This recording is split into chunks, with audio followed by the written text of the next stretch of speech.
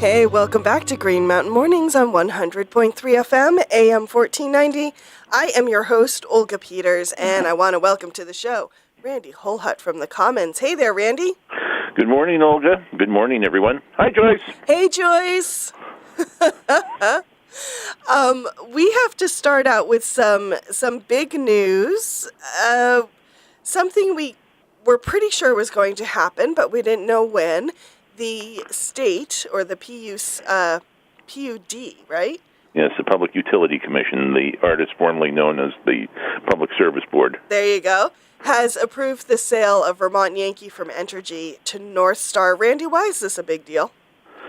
Well, this is kind of the first time a decommissioned nuclear plant's been sold.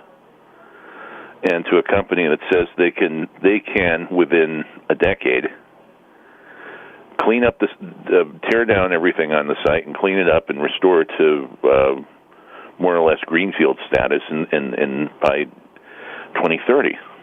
Which is a couple decades ahead of when Entergy figured they would be done. Yes, the dreaded safe store option where they were talking about having that sit empty to at least 2053, maybe 2068, or 60 years of sitting there. Before they did anything with it. Yes. Really. And since, it's been cold for the last 4 years, but they've gotten all the spent fuel out of there and into the dry casks, and they've done that relatively mishap-free. Uh-huh. So now, within the next 12 years, North Star says it's going to tear down most of the above-ground structures.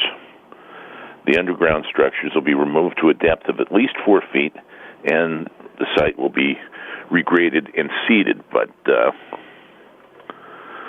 and the dry casks, where the spent fuel is being stored, will stay there until the Department of Energy gets around to taking it away.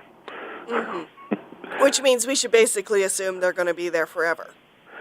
Maybe, yeah. But we'll see. We'll see about that. I mean, the question was North Star can North Star actually do all this? And the NRC says, yeah, they probably can. And the Public Utilities Commission says, yeah, they probably can. Well, but no one's ever done this before. Well, and not only that, has no one really done this before, North Star is, while they have worked in the realm of nuclear for a long time, they haven't really had a large-scale commercial plant under their belt. Now, they want to. One reason they took on VY is they want to make this an arm of their business. They want to become, like, the standard bearer for decommissioning. However, they haven't done it before on this scale. Yeah, I mean, this is brand new territory for them, but they seem pretty confident that they can pull this one off. And maybe they can. And but everyone's kind of just saying, even the NEC's been kind of supporting this, the New England Coalition. Yes.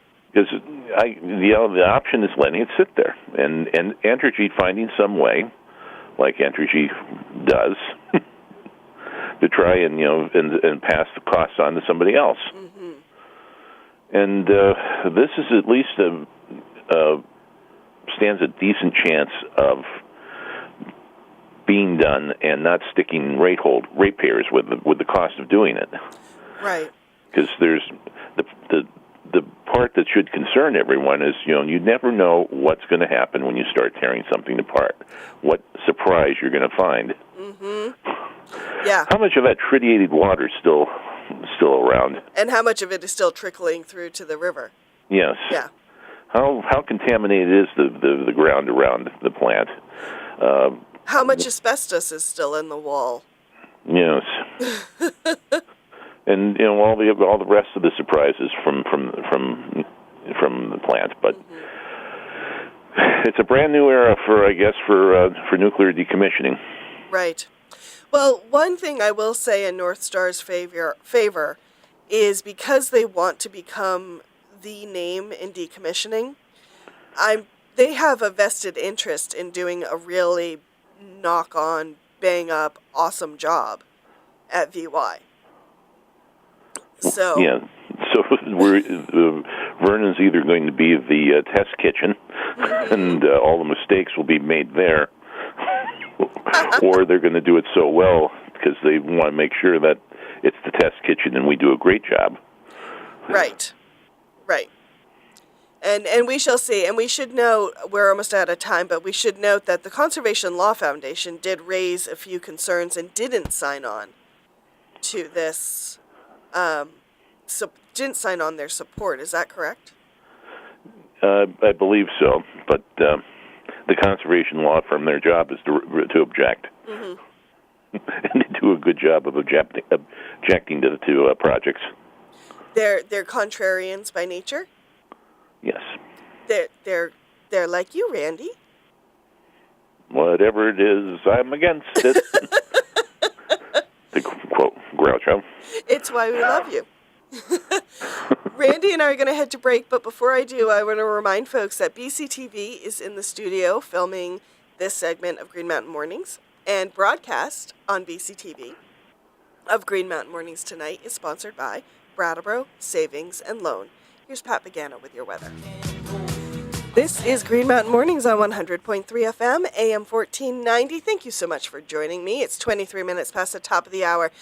And the guest for this hour is Randy Holhut from the Commons. Welcome back to the show, Randy. Hello again. Hello again. You just did a cover story for the Commons. You interviewed folks at the BCTV, Brattleboro Community Television, and I think you also spoke with folks from Falls Area Community Television, also known as FACT. I spoke with Alex Stradling, the ED up there. And one reason you were talking to them is because of potential funding that they could lose if the FCC grants changes to some rules. Could you explain that to people, please? Well, the FCC is trying to get a rule change in that allows cable operators to write off the cost of providing public access television against their franchise fee. Okay. And the subscriber fees that people pay for cable television help support public access channels like BCTV, in fact, TV up in Bellows Falls. And take that money away, and you pretty much don't have public access television. Court Trowbridge, the executive director of BCTV, says that's 85% of their funding. Take away 85% of funding for any organization, and you pretty much put up the close sign and go home. And it's really galling for this to be happening right now for BCTV, because they're kind of on a roll right now. You know, the program quality is pretty darn good for a public access channel its size. They're putting 1,100 hours of programming out a year. The technical quality is good. The equipment in upstairs at the municipal center is would have been just a dream a few years ago.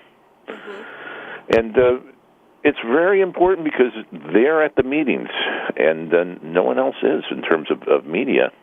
You mean municipal meetings? Yes. Okay. And they're at the events, the parades, the lectures, the things that happen, and no one else is. The candidates forums that you and I participated in, or the interviews that we did during the primary and the general election seasons. We interviewed us two and Chrislyn Law and Marty Cohen. We interviewed every candidate, and that's to have that kind of that. Even if you don't watch it, even if you think Wayne's World, when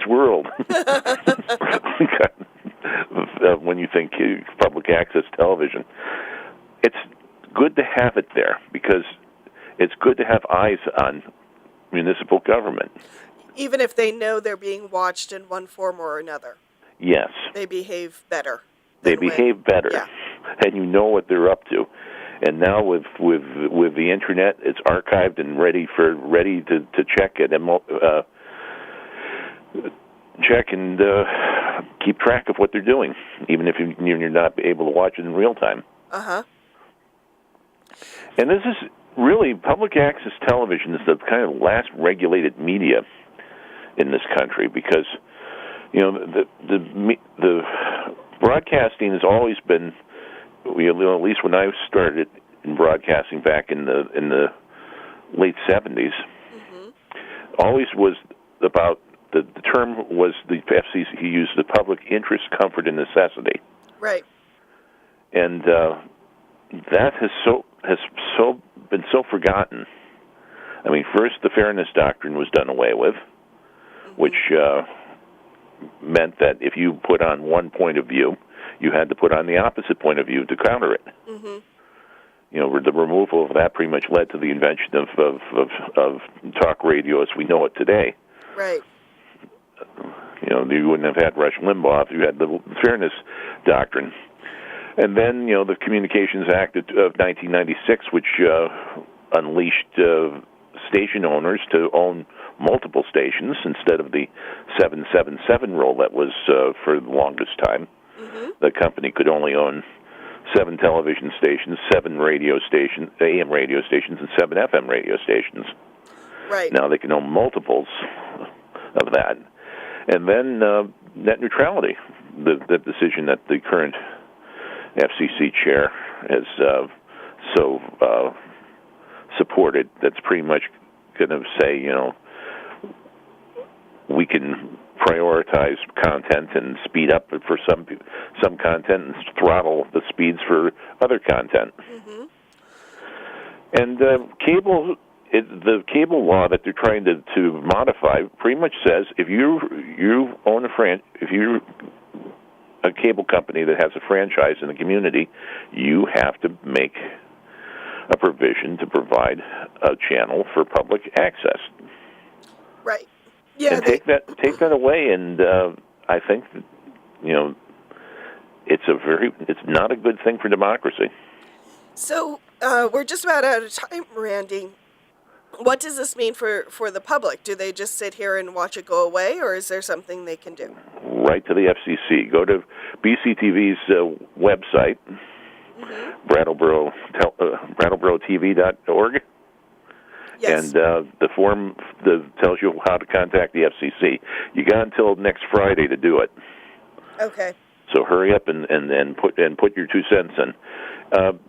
Chances are the FCC might turn around and just do this anyway. But with enough public pressure and enough attention, perhaps this one can be headed off.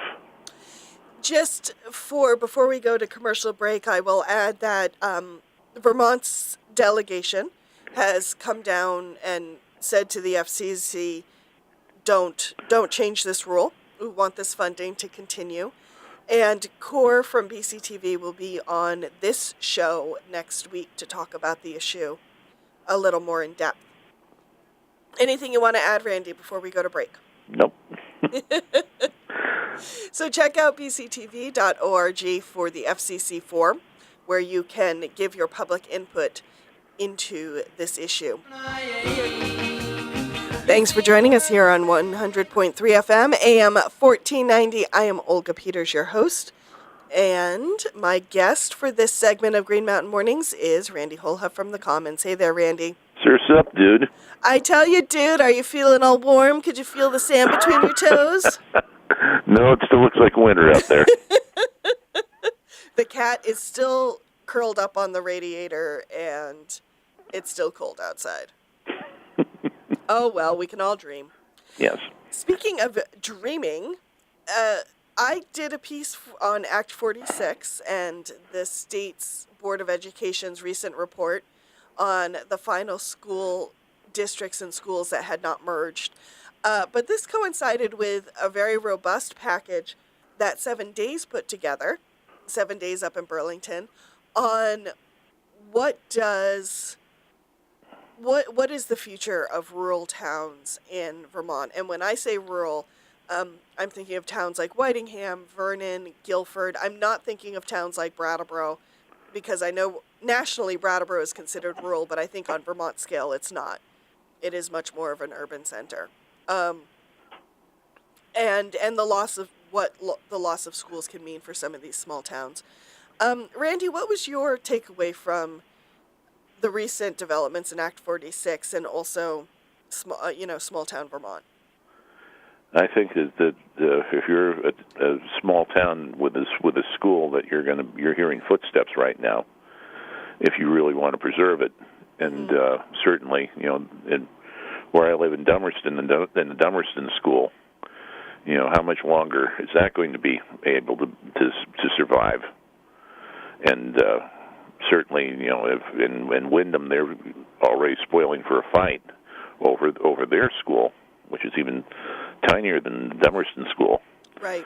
But it's just that the thing that can't be emphasized too much about how for most towns the school is the last thing left. So many towns have lost their general stores or don't have a town center. Even the town hall in some communities has been sold off to someone else to turn into housing or something.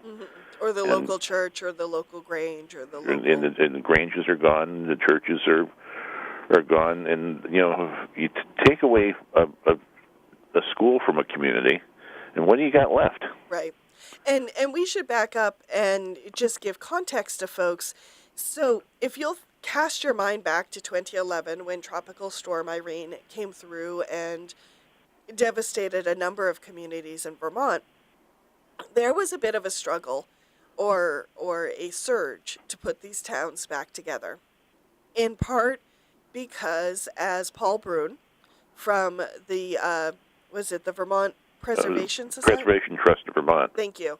He said to me, we were sitting in downtown Wilmington, or a very wet and soggy downtown Wilmington at the time. He says, we have to make sure we preserve these post offices, these general stores, these schools, these town halls, because they are the place where community gathers. And they're actually the small things that on a daily basis reinforce community and civic engagement. And without them, we as a community kind of fall apart, and we become a bunch of houses, but not necessarily a community. And that is an issue that a number of the people who are opposed to Act 46 have raised about closing schools, is that if you close these schools, you lose a hub of the community.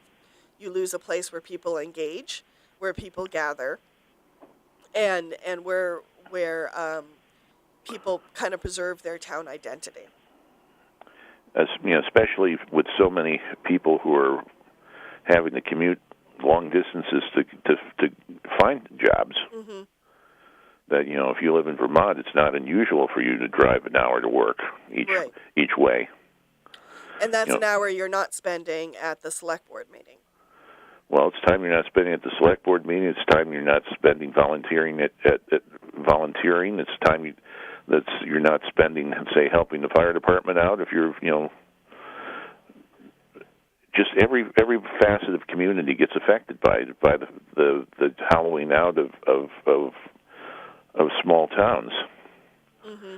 And how do you recover that? And you can't once it's gone. How do you get people to move into Vermont? Waving $10,000 in front of a telecommuter to come to Vermont isn't going to amount to much, because one, they haven't got that much money to spend for this program, and two, the internet still sucks. Well, and three, even if someone has good internet, and they're like, yes, Vermont's a great place to go, if they have a partner, that partner needs a job. And if they have children, those children need a school. And so they will go to the communities in Vermont with those two things, and things that they like to do on their off hours. And so that means Burlington, or it means Brattleboro. It doesn't mean Whitingham or Guildhall or Reedsboro. And the thought of kids riding buses for an hour a day to get to their school. I think of growing up in the small town I grew up in, Massachusetts, where I rode my bike to school. Mm-hmm. It was just down the street. Right. But the thought of and the school I went to in Massachusetts, Smith Academy down in Hatfield, is one of the smallest public schools in Massachusetts. Mm-hmm. It still exists as a standalone school, despite many years of efforts trying to get it to regionalize with neighboring schools. Huh, interesting. And it's still there as a standalone school, and it's considered an asset for the town because people want to live in Hatfield because of a good, strong public school. Mm-hmm. And, of course, they can't afford to live in Northampton or Amherst. Right. There's that. And that's what a small town. I mean, Hatfield still only has about 3,000 people in it, if that many. And that's what a school can do for a small town. It can make it more attractive to people that want to live there. And the town has a reasonably it's a lot different than when I grew up there because the real estate prices have gone up a lot. And the people who live there are professionals who live in who work in Northampton and Amherst. Mm-hmm. And the small farming town I grew up in is kind of for the most part disappeared. Right. And so looking at that it's to create a rural economy without a school, without a little bit of commerce on Main Street, without the civic organizations like the Grange. It's really hard to do. Mm-hmm. And it makes me wonder whether you're for Act 46 or not. It does make me wonder, there's litigation that is supposed to be filed prior to December 28th. And it will, I believe, at this early stage, one thing they're hoping to get is an injunction against some of these forced mergers. But the people in the ledge who voted for it, who now feel like they're like a bunch of dummies for voting for it. Certainly there's buyer's remorse on a lot of the Democrats who actually believe Shep Smith would be okay to vote for this one. Right. Well, it makes me wonder, though, I mean, with all the talk at the state level about economic development and workforce development and rural economies, why they even thought something like Act 46 would not have this impact. Well, this is just, standard non-creative thinking of that, bigger is better. Consolidation is more efficient use of resources. The kids will have more opportunities in a bigger school. Not looking at, the transportation cost of busing people around and kids losing a couple of hours of their day just sitting on a school bus. Mm-hmm. Like I said, didn't have to do that. Did you do that when you were growing up? Ride on a school bus No. One? Nope. Or did you avoid that? I did avoid riding on school buses, but when I did ride on school buses, no, I was not on there for that long. I was on for probably 20 minutes, but definitely not an hour.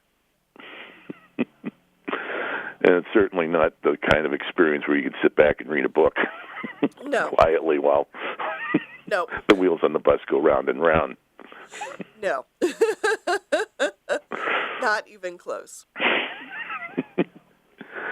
Yeah, and of course with those distances, it's harder for parents to participate in the schools.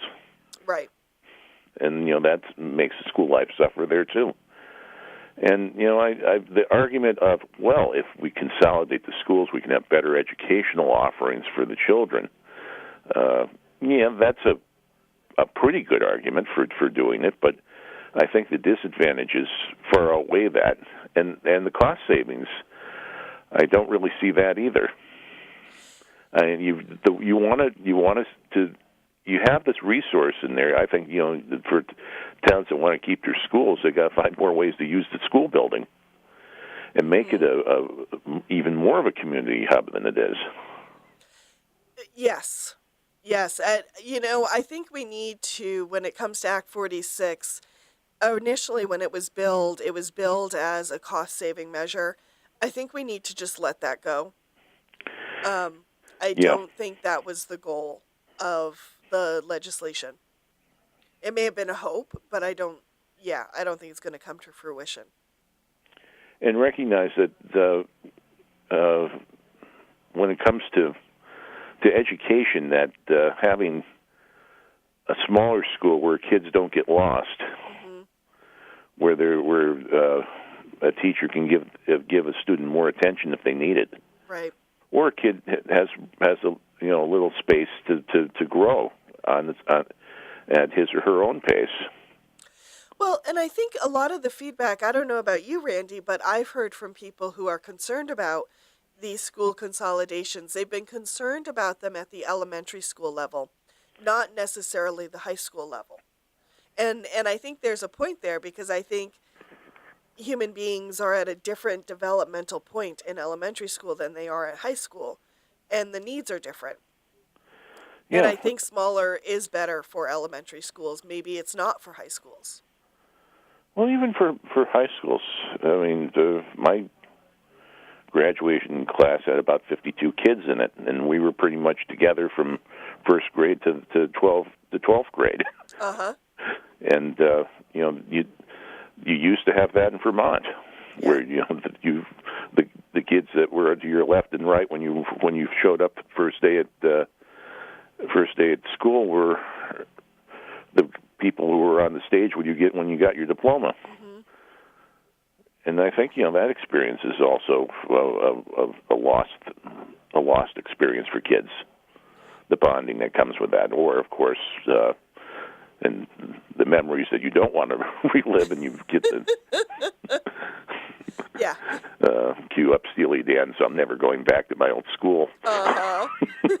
There's that part of community as well. We can't forget that part. Yes, familiarity breeding contempt. Yes. But we only have a couple minutes left, Randy. Yeah. So what do you think, looking at the 7 days package and looking at the decisions the State Board of Education has made, what do you think is the way forward for Vermont? Do you think we just need to do away from Act 46? Do you think we need to develop new economic development programs? What do you think? I think Act 46 should be swept into the dustbin of history. I think Vermont has a lot to offer to people, if you but for the right kind of person. If you come here wanting to make Vermont like where you left, please stay away. Stay put where you're at. Okay. If you're coming to Vermont and recognize what Vermont is, what makes Vermont work best, that life on a human scale, a place where you rely upon your neighbors to get along, and where it's encouraged, a place that doesn't yield riches immediately. You have to work for it. But and of course, just a beautiful place with seasons, at least until climate change destroys them. Right. And hey, Randy, it was great talking to you today. Talk to you next week. Talk to you next week.